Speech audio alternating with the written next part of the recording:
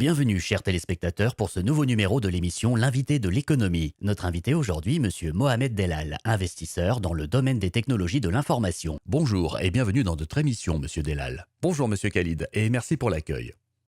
Monsieur Delal, vous êtes investisseur dans le domaine des technologies de l'information et le système d'information le plus important sur lequel vous travaillez est l'Axial. Vous travaillez avec les établissements éducatifs de toutes sortes. Quelle est la valeur ajoutée que peut offrir ce genre de programme à un établissement scolaire? Nous offrons des solutions informatiques en faveur du secteur éducatif. Notre produit phare est l'Axial. Il est sous forme d'un bouquet de programmes au cœur du fonctionnement de tous les processus d'une école. Ce programme facilite la communication efficace, synchronisée entre les différentes parties prenantes du système, que ce soit les parents, élèves ou étudiants, professeurs ou bien les administrateurs de l'établissement à travers les applications mobiles. Donc ce programme contribue au développement des institutions éducatives et développe ainsi les processus éducatifs proposés par ces institutions, du cycle primaire aux universités. L'utilisation d'un tel programme permet d'économiser du temps sur les tâches administratives par l'automatisation d'une grande partie du travail et permet de se consacrer davantage à la planification stratégique de l'établissement. C'est une dématérialisation de tout le fonctionnement d'un établissement, que ce soit pour le cycle fondamental ou supérieur. Ce programme contribue-t-il d'une manière ou d'une autre à la préservation de l'environnement, puisque nous n'utilisons pas de papier, car finalement c'est un programme informatique? À l'unanimité, les établissements éducatifs sont parmi les plus grands consommateurs de papier. Mais grâce à l'Axial et ses 25 modules préétablis, ils seront capables de réduire la consommation du papier jusqu'à 85%. Donc ce programme, comme vous l'avez mentionné, est très utile pour la préservation de l'environnement. Mais est-ce que tous les types d'établissements scolaires ont réellement besoin de ce type de système d'information?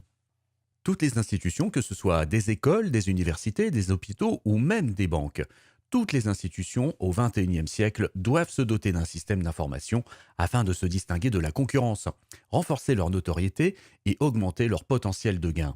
Un système d'information est devenu un outil indispensable dans la gestion d'une institution. Donc cela soulève une question. Y a-t-il de la concurrence dans le domaine des logiciels de gestion?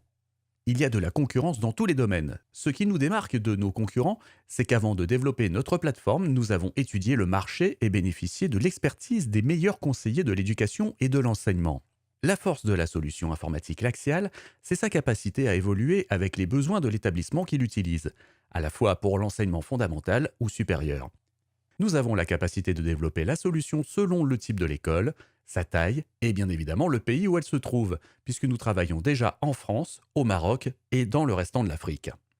On entend souvent dire qu'un réseau informatique ou des données ont été piratées. Parfois, ces données appartiennent à des institutions financières ou gouvernementales internationales. Votre logiciel est-il suffisamment sécurisé pour protéger les informations personnelles qu'il contient?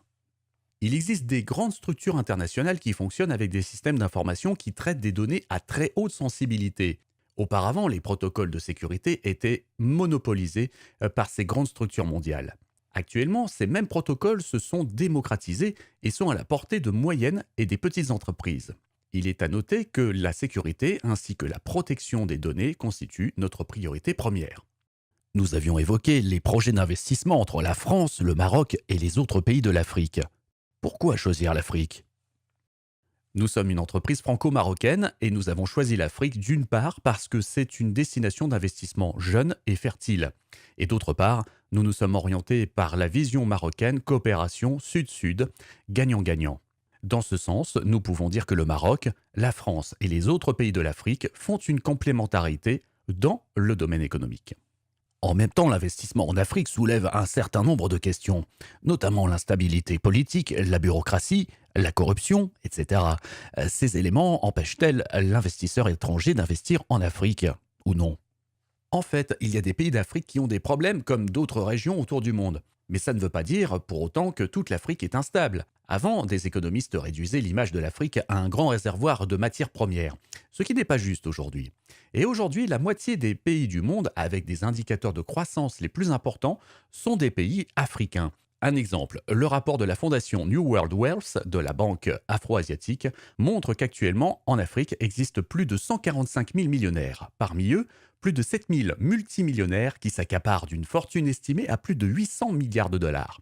Cela indique que le continent africain a des qualifications économiques pour investir. Donc il y a beaucoup de qualifications pour investir en Afrique.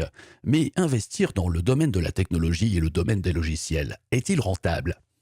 Oui, c'est rentable. Les pays d'Afrique offrent plusieurs opportunités et avantages comme la main-d'œuvre moins chère et prête, le contrôle des capitaux, la facilité de communication avec les départements, etc., selon le pays. Dans notre cas, nous avons des partenaires dans certains pays d'Afrique et nous n'avons pas trouvé de difficultés dans ce domaine. Nous vous souhaitons tout le meilleur. Merci Mohamed Delal. Merci, monsieur Khalid. Investisseur dans le domaine des technologies d'information. Merci à vous, chers téléspectateurs, d'avoir regardé ce nouveau numéro de l'invité de l'économie.